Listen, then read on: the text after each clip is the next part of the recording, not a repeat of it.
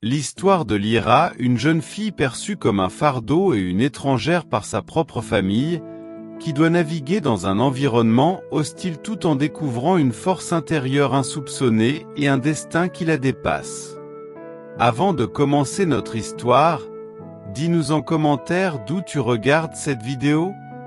C'est toujours un vrai plaisir de découvrir jusqu'où nos histoires peuvent voyager à travers les pays. La maison des Valrius se dressait, massive et sombre, au bout d'un chemin de terre sinueux. On l'appelait la maison écarlate à cause des reflets pourpres que prenait son toit d'ardoise au coucher du soleil, mais pour Lyra, elle n'avait jamais été qu'une prison aux teintes grises. Depuis son plus jeune âge, elle avait ressenti le poids de chaque poutre, le froid de chaque pierre, comme si le bâtiment lui-même était imprégné du dédain que sa famille lui portait. Lyra n'avait que 10 ans, mais ses yeux, d'un vert si inhabituel qu'il semblait étranger au reste de son visage pâle, avaient déjà vu plus de tristesse que bien des adultes. Elle n'était pas comme les autres enfants des Valrius, ses cousins, ses frères et sœurs. Eux étaient bruyants, exubérants, avec leurs cheveux blonds et leur rire facile. Lyra, elle, était une énigme silencieuse. Ses cheveux étaient d'un noir de jais, ses mouvements étaient empreints d'une grâce presque spectrale, et un voile de mélancolie semblait toujours l'envelopper, une aura que la famille interprétait comme de l'ingratitude. Madame Valrius, sa mère, était une femme de grande beauté, mais dont le regard pouvait glacer un lac en plein été. Elle ne manquait jamais une occasion de rappeler à Lyra son fardeau. « Tu es née sous une mauvaise étoile, Lyra », disait-elle souvent d'une voix sèche, alors qu'elle tressait les longs cheveux dorés de sa sœur aînée, Eliane. Toujours malade, toujours dans les jupes de quelqu'un. Un coup, rien qu'un coup. Ces mots, Lyra les portait comme des cicatrices invisibles. Ses frères et sœurs, quant à eux, avaient appris des parents. Eliane, la coqueluche de la famille, était douée d'une beauté et d'une intelligence aiguisée. Elle se plaisait à humilier Lyra avec des remarques cinglantes sur ses vêtements trop grands ou son manque de participation aux conversations familiales. « Tu es eterne, Lyra. On dirait que tu ne fais qu'exister », lançait-elle avec un sourire suffisant, tandis que les autres riaient. Les repas étaient un supplice. Lyra était reléguée à l'extrémité de la longue table, un îlot solitaire au milieu du brouhaha familial.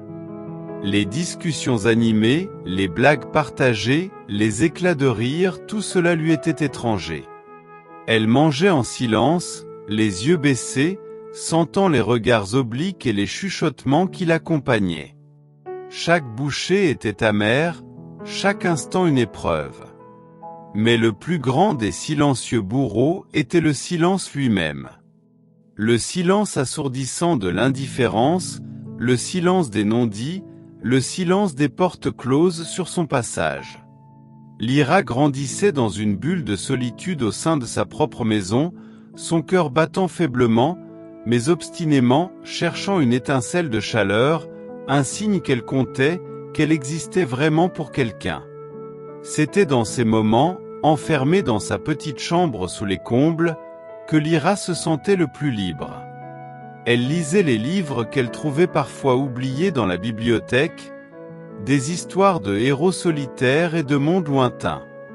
Elle dessinait sur des bouts de papier volés, esquissant des forêts enchantées et des créatures fantastiques. Ces mondes imaginaires étaient son refuge, les seuls endroits où elle se sentait acceptée et libre. Elle ne savait pas encore que cette solitude, cette exclusion, était en réalité le creuset de sa force, le début d'un chemin qui la mènerait bien au-delà des murs de la maison écarlate. Les années passèrent, et la solitude de Lyra s'épaissit, devenant une carapace qui la protégeait autant qu'elle l'isolait. À l'âge de 14 ans, sa silhouette était devenue plus fine, presque éthérée. Ses yeux verts, jadis timides, avaient acquis une profondeur nouvelle, un mélange de tristesse et d'une résilience farouche.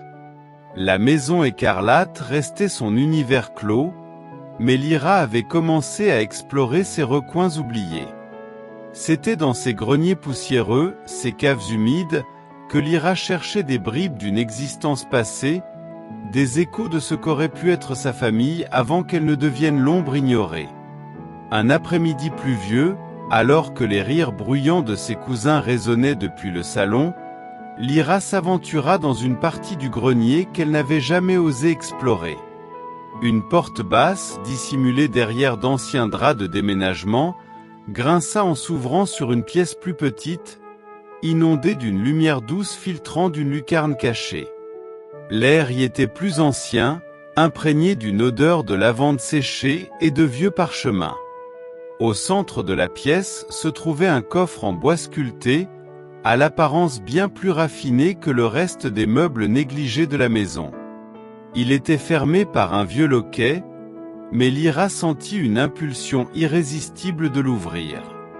À l'intérieur, elle découvrit une collection d'objets soigneusement rangés, des médaillons anciens, des lettres manuscrites à l'encre décolorée et des photographies sépia.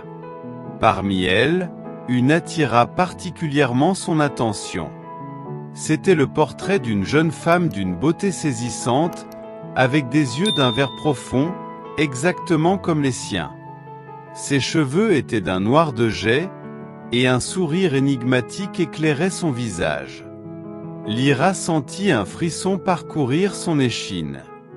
La femme tenait un petit médaillon qu'elle-même portait parfois, sans jamais en connaître l'origine. Au dos de la photo, une calligraphie élégante indiquait « Elara m'a bien aimé ». Printemps 1952. Qui était cette Elara? Lyra n'avait jamais entendu parler d'elle. Personne dans la famille n'avait ses traits. Pourtant, le lien était indéniable. La découverte ébranla quelque chose en elle, une petite flamme d'espoir s'alluma dans son cœur solitaire. Elle n'était peut-être pas aussi seule qu'elle le pensait. Sa quête de réponse la mena à la vieille bibliothèque de la maison, un endroit que la famille Valrius utilisait rarement, préférant les journaux et les magazines mondains. Lyra y passa des heures, fouillant dans les registres familiaux poussiéreux, les vieilles chroniques. Elle découvrit des allusions fragmentées à une branche maudite de la famille, une histoire que l'on racontait à voix basse, souvent suivie d'un signe de croix discret. Apparemment, une certaine Elara Valrius avait épousé un homme extérieur, brisant les traditions, et avait ensuite disparu de tous les registres officiels après avoir donné naissance à un enfant. Le nom de l'enfant n'était pas mentionné, comme effacé par la honte. C'est là, au milieu des rayonnages croulants, qu'elle fit une rencontre inattendue. Un vieil homme, aux cheveux blancs comme neige et aux yeux pétillants de malice, était assis dans un fauteuil poussiéreux, lisant un ouvrage ancien. C'était Monsieur Silas, le jardinier de la famille depuis des décennies, un homme discret que Lyra ne croisait que rarement. Il était connu pour ses histoires farfelues et son amour des vieilles légendes locales. Il la regarda par-dessus ses lunettes, un sourire doux se dessinant sur ses lèvres ridées. « Ah, la petite Lyra. Je me demandais quand vous trouveriez votre chemin vers ces vieux amis. Ils ont bien des choses à raconter, vous savez. » Lyra, surprise d'être remarquée, bafouilla une excuse. Je cherchais des informations sur Elara. Le sourire de Silas s'estompa légèrement, remplacé par une expression de profonde mélancolie. Elara, ah oui. Une femme formidable. Trop bien pour cette maison, je suppose. Il la scruta attentivamente. Vous lui ressemblez beaucoup, vous savez. Les mêmes yeux. La même force tranquille. Ces mots, venant d'un étranger, résonnèrent en Lyra avec une force qu'elle n'avait jamais ressentie. C'était la première fois que quelqu'un la liait à un membre de sa famille avec bienveillance, la première fois qu'on lui reconnaissait une ressemblance positive. Silas devint alors son confident, son seul allié. Il ne racontait pas directement l'histoire d'Elara, mais il lui parlait de la nature, des étoiles, des vieilles traditions oubliées des Valrius, des coutumes liées à la terre et au cycle de la lune que sa famille avait autrefois respectées avant de se tourner vers la richesse et le prestige. « Il y a une autre voie, Lyra », lui disait-il souvent, tandis qu'ils travaillaient ensemble dans le jardin, arrachant les mauvaises herbes qui étouffaient les roses. Un chemin que votre famille a choisi d'ignorer. Un chemin lié à la terre, à la connaissance des anciens. Et Lara, elle le connaissait. Ces conversations, ces découvertes, plantèrent une graine de curiosité et de courage dans le cœur de Lyra. Elle commença à regarder la maison écarlate non plus comme sa prison, mais comme un livre à décrypter, chaque pièce, chaque objet, pouvant détenir une clé pour comprendre non seulement le passé d'Elara, mais aussi le sien. La solitude était toujours là, mais elle n'était plus aussi pesante. Lyra avait trouvé une quête, et avec elle, un sens naissant à son existence. L'arrivée du printemps apporta avec elle un événement que les Valrius attendaient avec une impatience non dissimulée. Le bal de printemps, une tradition familiale et sociale destinée à présenter la jeunesse de la maison au monde extérieur et surtout, à arranger de futures alliances lucratives. Cette année, le bal était particulièrement important pour Eliane, la sœur aînée de Lyra, dont on espérait une brillante présentation. Pour Lyra, ce n'était qu'une autre forme de torture. Sa mère, Madame Valrius, avait expressément commandé pour elle une robe simple, terne et grise, contrastant de manière flagrante avec les étoffes chatoyantes et les bijoux luxueux de ses sœurs et cousines. « Tu ne dois pas attirer l'attention, Lyra », lui avait sèchement ordonné sa mère. « Ton rôle est de rester en arrière-plan. Ne dérange pas Eliane. » La robe était une armure de sa honte, un rappel physique de son statut de marginal. Alors que les préparatifs battaient leur plein, Lyra continuait à passer ses journées avec Silas dans le jardin. Le vieil homme, sentant l'angoisse monter chez la jeune fille, redoubla d'efforts pour la distraire et l'enseigner.